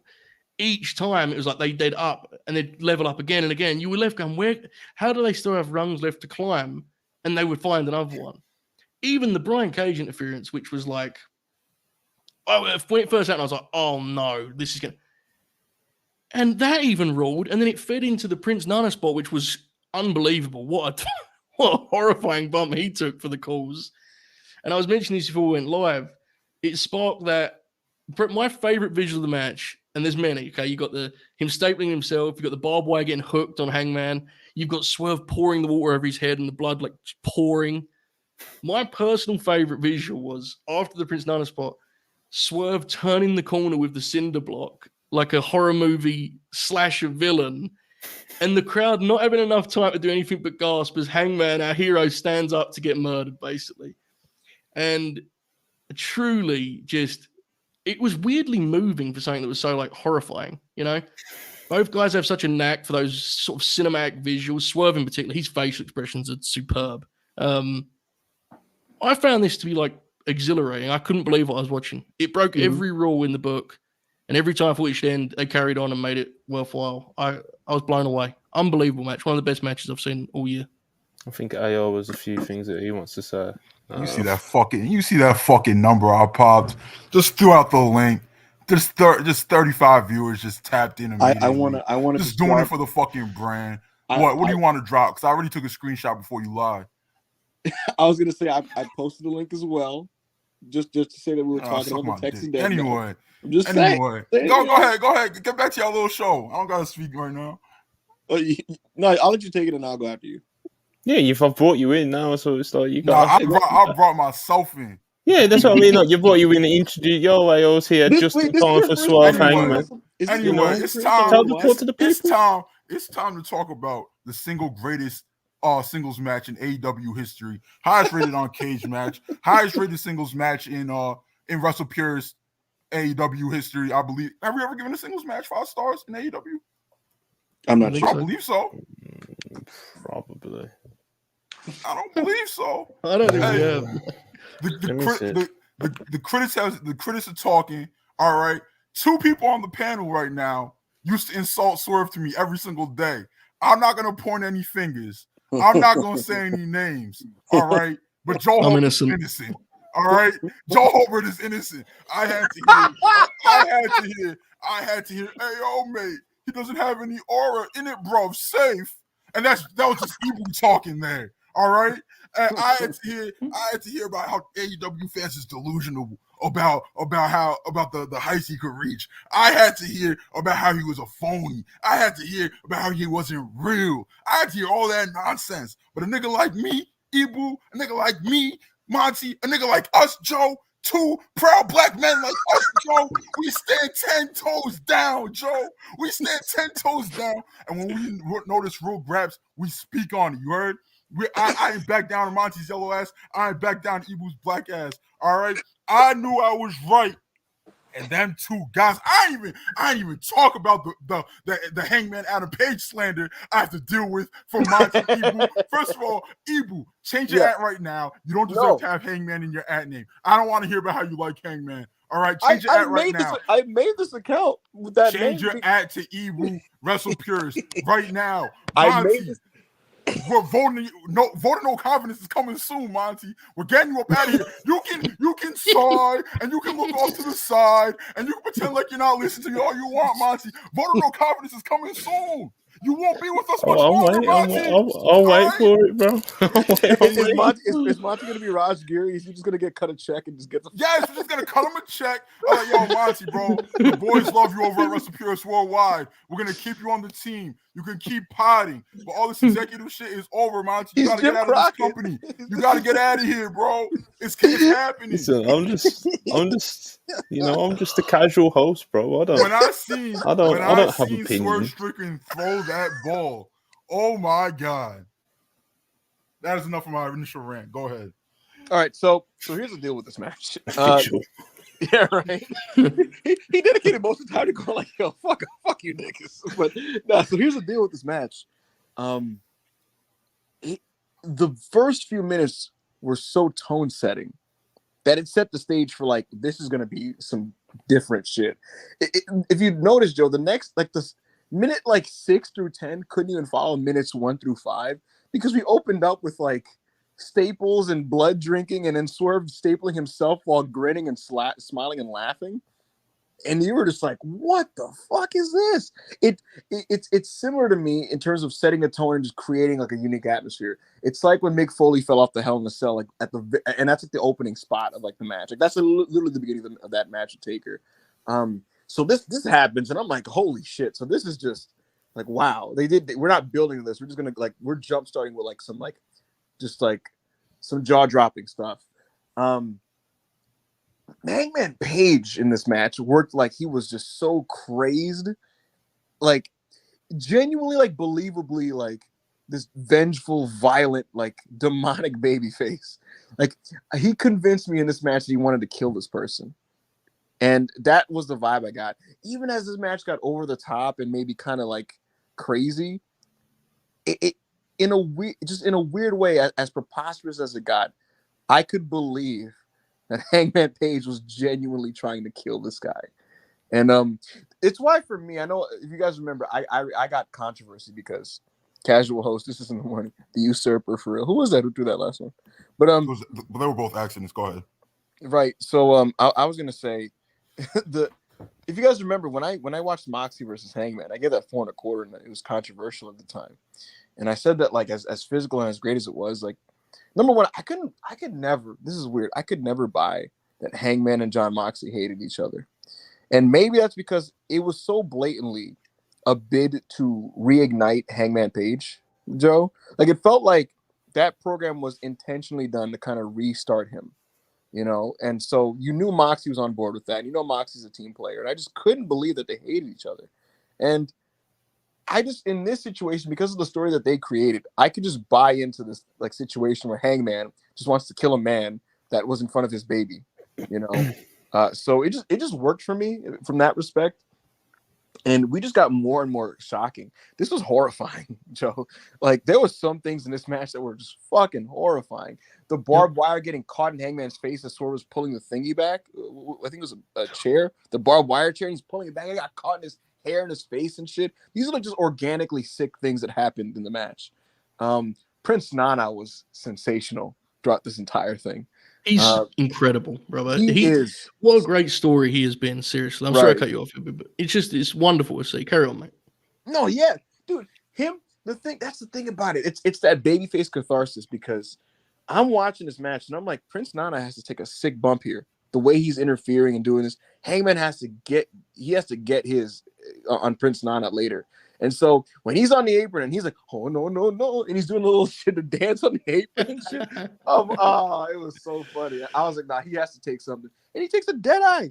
Hangman Page does the sack of shit slam off the top rope through that freaking like barbed wire board, pops him back up, power bombs him and shit. Hangman Page, when he is locked in like this, he is one of the best wrestlers in the world. My frustrations with him usually come when it feels like he doesn't tap into this as much as you would like for him. But when he does, he genuinely feels like this is AEW's ace. Is that Hangman's fault or is that creator's fault? Because I don't know. I'm asking you, when has he had the opportunity to be present himself like this and just didn't? We're just like, yo, Hangman, what's the unhinged Hangman? Like we look like. I'll tell you this, Ayo. Wrestling wise, he always delivers when he's in the ring, right? Absolutely. They put him in position too often to either just not be a major factor on the shows, which is a creative issue, especially during his championship run. And then there's other times when he's on the show And like they just love presenting him as this like fucking insecure cuck. And it's like when he's the guy that just wants to fucking kick somebody's fucking ass, you know, and ride off into the sunset. And you know, as a viewer, you're like, Hangman's a good guy, he's a good-natured good guy, he's Goku, right? But like when push comes to shove, he'll destroy somebody. That's the best Hangman. So I thought this match was incredible. Just the long and short of it. Yeah, absolutely. Like I said, one of the most memorable matches of the year, one of the most memorable matches in AEW history. So, you know, Swerve also got the very prestigious WPW, all over the place, WrestlePurists, not AEW or WWE. WrestlePurists Wrestler of the Week, as well as the 4 stars, you know. So I think everybody up here is gonna give Monty the opportunity to apologize. All right, you're gonna apologize to Hangman Page. I don't know about that. You're gonna apologize to Swerve Strickland, Monty, before I get my niggas that like niggas. Cool him, bro. You sound a little excited for what's about to come, bro. Listen, bro, standing on business, bro. Anyway, like I said, very memorable stuff. All right, following that, in a very tough spot to follow that, you know, the Golden Jets, Kenny Omega and Chris Jericho defeat the Young Bucks in a match where a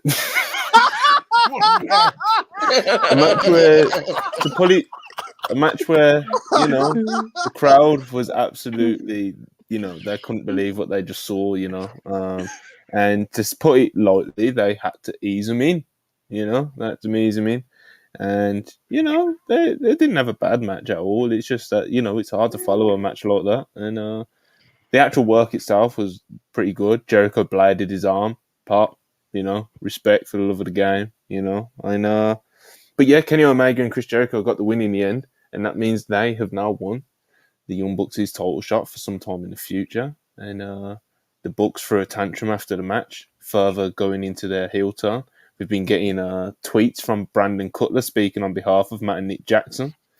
And, yeah, man, like I said, not a terrible match at all. It was just in a tough spot, wasn't it, Joe? It was. I actually thought it was quite good, genuinely, and I thought it was pretty admirable. By the end of the match, they actually had got them. I think the match would have benefited from if they'd have trimmed the middle part of the match. I think they'd have actually been way better off, because by the time they got to the end, the people were with it. You know, it's just they made them wait probably longer than even they needed to, I think. Kenny Omega is like, he's a force of nature, man. Yeah, when he got in there, it was a different match. Like, it really felt like a different thing altogether. So yeah, I quite liked it. I will admit, I mean, I struggle to get into this. I struggle to get into this dynamic, but I do think it may be serving like a worthwhile purpose with the Bucks getting back to being heels. Hopefully, Kenny and Jericho as a team is not something that's going to go on for long, but the Bucks part of it is at least going somewhere. I thought it was a pretty good match.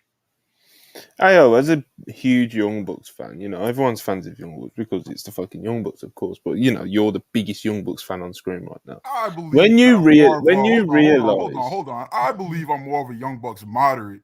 I just tell the truth about them, and liars such as yourselves believe that Young Bucks moderation is seen as fanatism or stanism, and it's just not true, bro. Like, I'm just truthful, but continue. Okay. What was it like for you when you realized that they were going to have to follow Swerve versus Hangman? Bro, I literally didn't realize until their music hit, but I was like, this is the biggest setup of all time. But I guess when you look at the talent involved, right, and you look at their place in the company, and you look at everything they've accomplished, you kind of have to put these 4 here, because anything that you put after Hangman and Swerve would have been swallowed up by that match. People would have slept through the ladder match. I loved the ladder match. I think I went 4 on the spreadsheet, or 4.25 for either one of those. If you put that after Hangman Sword, people would have fell asleep. They wouldn't have given a fuck. They wouldn't have cared about any of those bumps. Not any of them. Brody King's big ass tried to kill himself.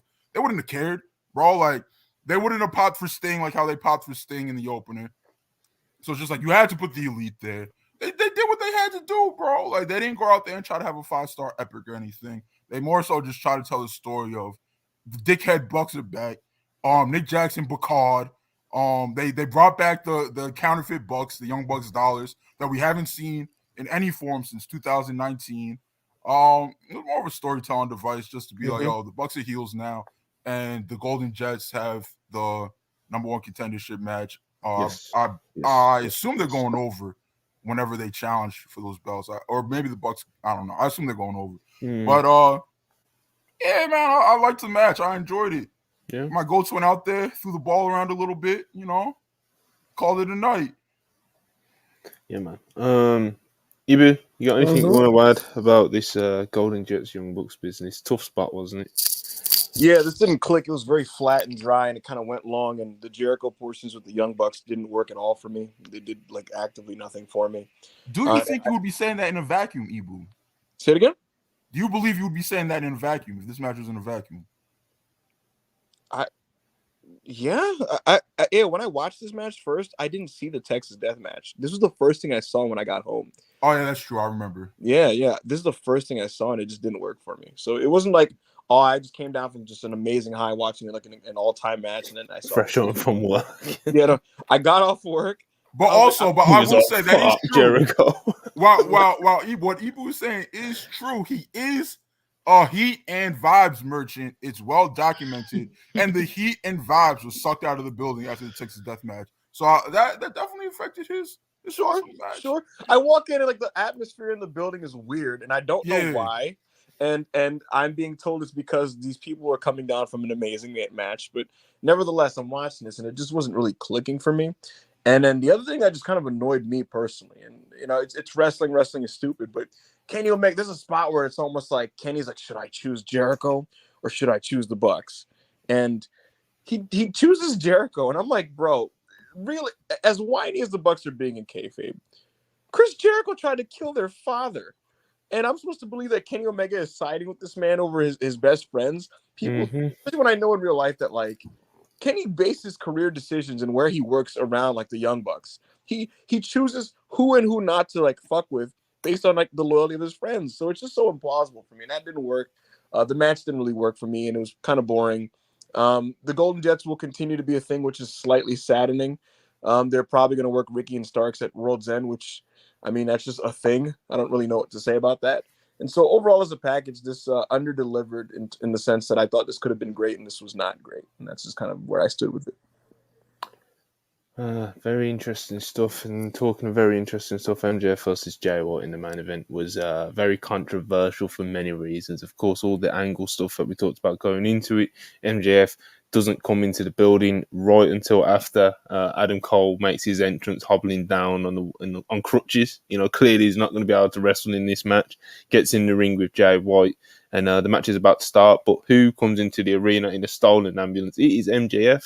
He hobbles out to the ring very valiantly, and he grits his teeth and he works through this injury of his leg, and he eventually defeats Jay White. A very interesting match because of not the greatest presentation for Jay White, as Joe mentioned very earlier on in the podcast. Of course, can't beat either guy on one leg. It's not great. There probably would have been better served just having a straight up wrestling match. But yeah, just kind of the approach to this match to try doing kind of like an epic, but also trying to tell this melodramatic story. It was, I don't know, man. I don't know. Ibu, I'll throw it to you first. Oh, fuck. That's what I'm doing to you. It was weird though, wasn't it? It was weird.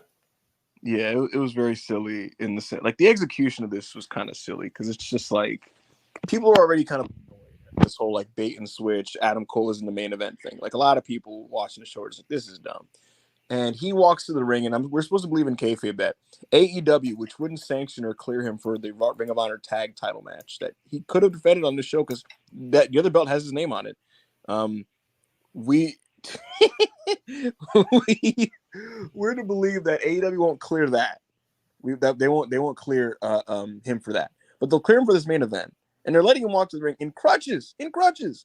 But Max coming out of the ring or driving to the ring in the ambulance. They're like, no, don't get in there. No, Max, stay down. No, like you let Adam Cole in the ring and he's in crutches. So immediately it was just very silly from that standpoint. And then they start the match with Max in there, and Jay White's getting heat on his leg, And you're just like, what is this? You know, like off rip, it's just hard to kind of get into it because the circumstances are so ridiculous. But I will say, and I'll be the good cop here. As ridiculous as this entire situation was, I thought that it did start to turn into a solid wrestling match. I thought there were pieces in here that indicated to me that these guys would have had an incredible main event if it was just a straight up wrestling match. Between maybe the physicality of Jay White's chops, some of the crazy bumps they took, I saw enough to see and know that this would have been an awesome match. There was some solid drama with like the figure fours and things like that. The crowd did get into Max.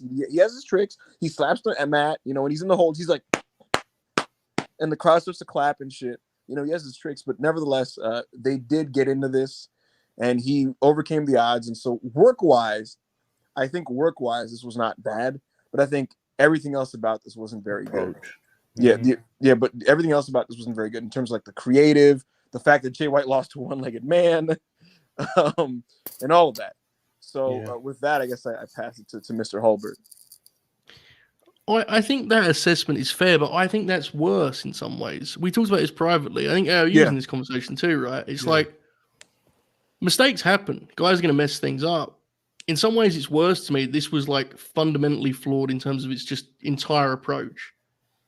I'm sure this is going to serve what they do with the Devil. I'm sure. But this is a pay-per-view main event, and you have to have priorities and so on and so forth. And some must die so others can live. That's the way wrestling works. Jay White was going to lose this match regardless. I can't fathom this being the way you approach, this being what you settle on, especially when it's going on last and you know what they're doing in the Texas Death Match. At that point, forget tradition. If this is what you're doing, this should have been in the middle if they're going to do this, you know? It was just off in terms of psychologically. Why are you going to do that angle when the babyface is winning anyway, and you're going to go 29 minutes, 30 minutes, you're going to do an epic?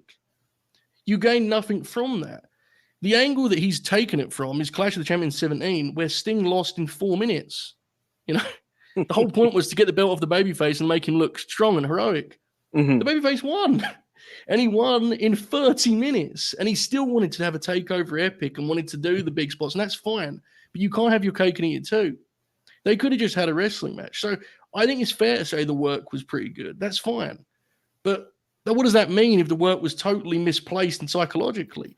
Did they get the people on board by the end and have some drama? Yeah, but they're entitled to. I mean, Max is on the show for an hour every week. He should be over, you know? Right. I just think, to me, this is an example of where Max, for all of his talent, and he is brilliant at times.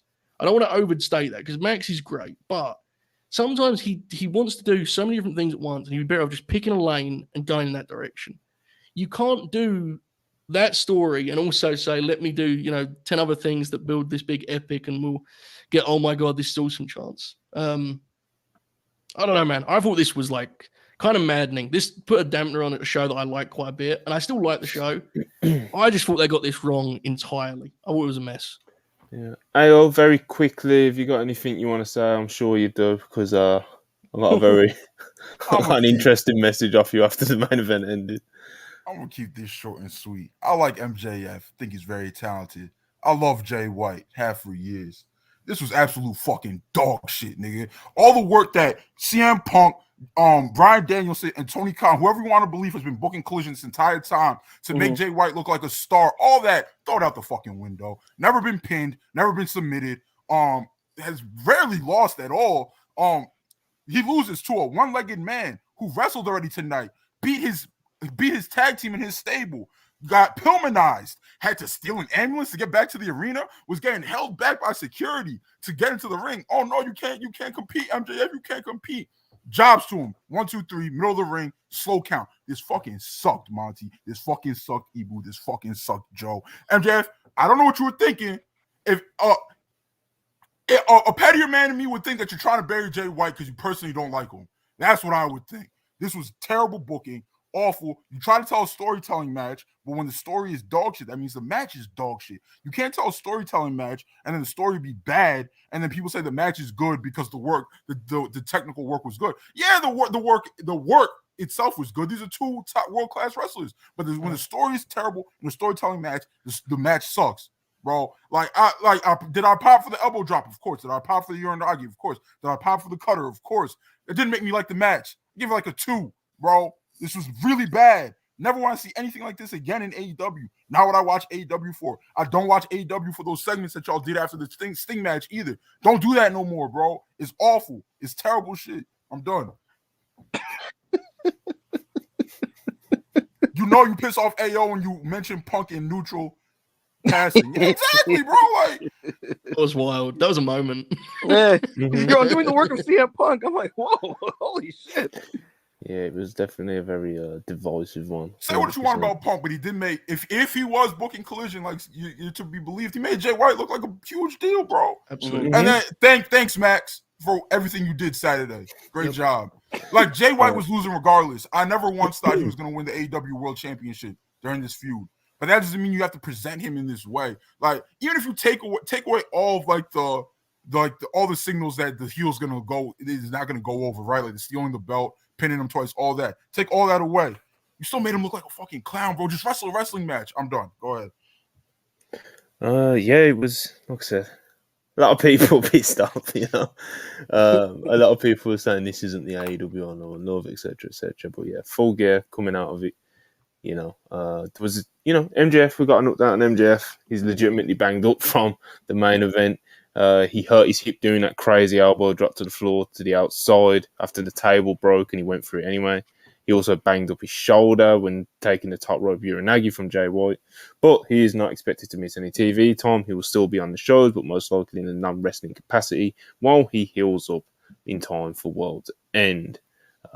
There's been another report about MJF from Nick Hausman saying WWE higher-ups believe that MJF has re-signed with AEW until 2027 and he's not in negotiations with them. They also believe that the whole story of MJF is going to be a free agent in 2024 has basically been like a work for quite a while now, and it's just been played up. And it's been pretty much what everyone's assumed, but it hasn't really been reported on too much. So yeah, kind of what everyone expected. You know, I'm not sure if any of you guys have anything you want to say about it, but yeah, MJF Seemed that way, right? As you said. Yeah. So. Yeah, it would have been wild if they were doing all this, building the shows around him, building pay-per-views around him, you know, building pay-per-views all around him. If he was on his way out the door, it wouldn't make any sense at all. So it doesn't surprise me that we got the confirmation from WWE, because at the end of the day, if his deal was up in January, they would have started getting in gear to start talking to him. And so if you reach out and go, yo, y'all talking to Max, and they go, no, he's signed an extension there. Like that is how this was gonna go. You know, so Will Ospreay, of course, at Full Gear signed with AEW, but he isn't coming in as a regular immediately. He's finishing up some of his New Japan stuff at first. His contract originally was reported to be up in February, but to be honest, I don't think he'll stay past Wrestle Kingdom. But yeah, we're going to try to work on the story of little details we've heard, you know, from here and there. I don't think it's going to be anything super significant because Sean Ross Sapp's already reported that the length of the contract is a 3-year deal, and he's also set to still be based out of the UK. So, yeah, man, Will Ospreay is all elite. I don't think anyone's overly shocked by that, are they? No. The road to Wembley will be interesting. Ospreay immediately stressed in his promo. I'm intrigued how they present that. They should make a big deal of it. Absolutely. We'll see. Yeah, he has to have the match at Wembley, I think. You know, I know it's quite a while away, but like, this is how far ahead I think they should be planning with someone of Will Ospreay's caliber. Yeah, man, Will Ospreay, all elite. I think we're all. I'm pretty happy with it. You know, absolutely. It's a bit of a TNA. You probably have a few good matches, you know, here and there. A couple every once in a while, I guess, right? It lived up to the TK tweet as well, didn't it? To be fair, you know, absolutely lived up to it. Yeah, 2 people exactly. Mm-hmm. Yeah. I will say though, it's kind of like, I do love Ospreay in AEW, and everybody that knows me knows that Ospreay is one of my favorite wrestlers. I don't want all my favorite wrestlers in one company, because it's like when AEW's down, I'm like, at least I have New Japan. And then like everybody's like kind of like fleeing ship over there and coming over to AEW and stuff. And it kind of, it's like, I do have to watch these New Japan shows. I'm not trying to watch Tongaloa in premiere matches because that's who they got left. Yeah. We'll see how it all plays out for New Japan. But look, so I think Bushiroad is going to be an interesting. It's going to be an interesting year in 2024 for them. We'll see how it all plays out. But yeah, Raw's starting in a couple of minutes, and it's Randy Orton week, mainly for me, Ibu, and Joe Hall. But but AO's here on Worldwide, so we're doing this. Randy Orton week. People, we're expecting him to be back. Randy Orton, he's been I'll out for expect him way tonight. too long. Well, you'd assume so. You'd assume that he's going to be the guy that levels up the War Games teams because Drew joined the Judgment. Well, he didn't join the Judgment Day, but he joined the Judgment Day for the foreseeable with War Games coming up. So, Cody I was think Randy Orton comes out at the end of this show, in a big angle or something. Some people think they might hold it after Survivor Series, but remember, Sean did do that report that they wanted to reveal it before Survivor Series to kind of kill any expectations of CM Punk being in that position. So all signs, for me at least, these are just assumptions that Randy Orton makes his debut tonight. Randy Orton, who has been out for over a year with back injuries, he was getting quite dicey at times, thinking that he might retire, etc. And even if he did retire, he's done plenty in the business, But it would have been an unfortunate note to go out on, But looks like he's coming back. Randy Orton, the Viper, the Apex Predator, the Legend Killer, the third generation superstar, your favourite wrestler's favourite wrestler, Joe Hulbert, the Randy Orton, man like Randy Orton. He's it's about time, brother. Big man is back, brother. It's time. Thrilled because I think it's easy to forget, and we talk about a lot on Worldwide. Like, he was in great form before he went down with that injury. He was having a blast. He's making those hot tags every week, and the place was rocking. He was like the most over guy there for a stretch. So I think it's gonna be great to have him back, and I think it's worked out wonderfully in that he can come back and have a brief babyface run, and then when it's time to turn heel, he has like a whole army of babyfaces that he can do programs with, right? Like the Cody one is a huge deal, but there's a bunch of guys there that he can now go into programs with. So I think it feels like icing on the cake for their momentum right now. I say that someone watches a lot like from a distance, but I will definitely be watching what Randy does. So I always kind of do. I just love watching that guy wrestle. So I'm excited. Yeah. So, but me and you have been very fired up, somewhat shameless in the DMs about the potential of Randy Orton coming back tonight. So slightly.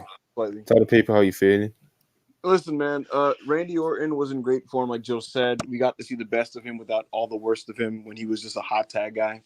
And the way the company's rocking and rolling, specifically from a business standpoint, and with the way these shows are going, I am looking forward to seeing Randy plugged into what they got going on right now. I'm looking forward to, because I watch her on my days off, on Mondays.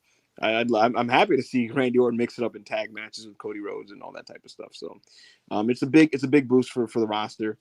And yeah, I'm just happy with where Randy's been since 2020. I think like these last couple of years of his career have been some of his best work ever, because a lot of Randy Orton's career has been spotty. But even with it being spotty, I've always thought Randy was talented, and I do like him. I think even when he's like boring or whatever, he's always cool. Randy Orton's like shoot cool in my opinion. So I'm happy to see him back, and I'm actually very eager to see him return tonight. Yeah, very fired up about it. I can't even confidently recall the last time you told me you watched a Randy Orton match. But someone who's been out as long as he has, I'm sure it's nice to see him coming back. What I will say about Randall Keith Orton is Randy trick y'all, bro. He trick y'all. Matt Riddle, as big as a fucking freak that he is, he's a fantastic professional wrestler. I don't think anybody up here will deny that. He gave Randy the opportunity to go out there, do every single offensive move that he knows in 60 seconds in a hot tag, and you're like, oh my god, these hot tags! It's just every single move that Randy knows, bro. Execution, flawless execution. Y'all been seeing the same moves since 2004. Randy trick y'all, bro.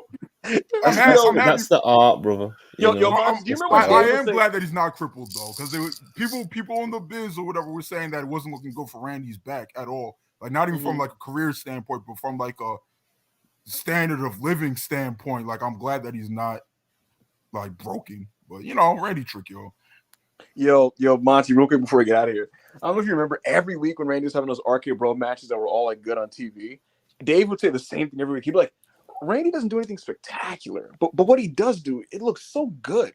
He just looks so good. All right, we got to speed through some super chats and get out of here. Short on Spurs, $5 appreciated. Didn't realize Eddie was being serious when he said. Short on Spurs, $5 didn't realize Eddie was being serious when he said we have a lot of shit coming up. Definitely. Yuzura Hart, $5 appreciated. It's starting to feel like the Blackpool Combat Club, like the Elite, where the parts are better than the whole, mostly because their face heel dynamic varies week to week. I think a lot of us actually agree with that, to be honest. I agree. Yuzura Hart again. I feel like the AEW 1 climax where they have a round robin for a world title shot in January was clear. This Triple Crown is unnecessary complication. Guess you got to see how it plays out. It could be really good, you know. Hush, $2, appreciate it. Any possibility Miz can get a 4+. It's Gunther, brother. Yeah, it's good. Anything can happen. Dunmaz, $5, appreciate it. Ibu, respect Dralistico. And he looked really cool, and his gear looked great at the pay-per-view. So Jizzle, $1.99, appreciate it. Yeah, was the death match good for business? I'd actually say it was, to be honest. Because just a 4-star match, you know. Got covered on TMZ, brother. A great match is good for business. Of course, exactly. Especially in AEW where that is valued so highly. But anyway, Darren Cage, $5, appreciate it. Swerve versus Hanger set a world record for being the match that most quickly puts you in shirt off mode. I mean, Sierra Presley Productions, $2, appreciate it. Yes, the death match was good for business. Sierra Presley Productions again, $10, appreciate it very much. Mind you, Nana was temporary fill-in after Tully left. Exactly, it's crazy. It's crazy how all this formed together. Mm-hmm. Bruh. Ayo, what happened? FTR did better than the Young Bucks on pay-per-view. I mean, they were put in a position to do better than the Young Bucks. Good for them for finally having a good pay-per-view match in AEW. Round of applause for one of the greatest tag teams of all time, quote unquote. Finally did it, y'all. Finally had a good AEW pay-per-view match. Stole a parade for them. Me and Joel believed in it. Anjan PM, $5, appreciate you. Golden Jets continuing to live killed the show for me, following by Martin Scorsese approved MJF versus Jay White made me question my wrestling. Continue to live. Will Chisholm, $5, appreciate it. Just imagine what this main event storyline would have looked like if they didn't drop the racist storyline at first. I don't think that would have bled over into all this. Yeah, I'm going to try not to imagine that, to be honest. Yeah, that didn't happen. I'm pretty sure that would have been over very quickly, even if they got to tell this Rob story. Chance for Randy Orton, co-signed, $1.99. Always love brother, $1.99 with the last super chat. Randy versus Gunther going to have Ibu going crazy. That match is going to be incredible. Very safe prediction there from bro. Right, we're going to get out of here because we have gone 6 minutes over, but the network has allowed us to, the overrun. Up. Let us get the overrun. All I want to say before I get out of here is pray for Gunther's back in that match, not Randy's. You don't know ball, brother. You know. Anyway, please, guys, like and subscribe. We appreciate all the super chats and all the ones that the live chat is popping for Drew. Drew McIntyre is currently in the ring right now on Monday Night Raw, cutting a heel promo with the lights down low in a leather jacket. Good business. So we're going to get out of there and we're going to go watch it. So again, like, subscribe. Thanks for watching, guys. Ibu and Rob should be back tomorrow to do the WWE Raw review. Hopefully to get the Randy Orton comeback. Drew McIntyre promo, some good business going on. So again, thanks for watching. Like, subscribe. Thanks for all the super chats. Peace.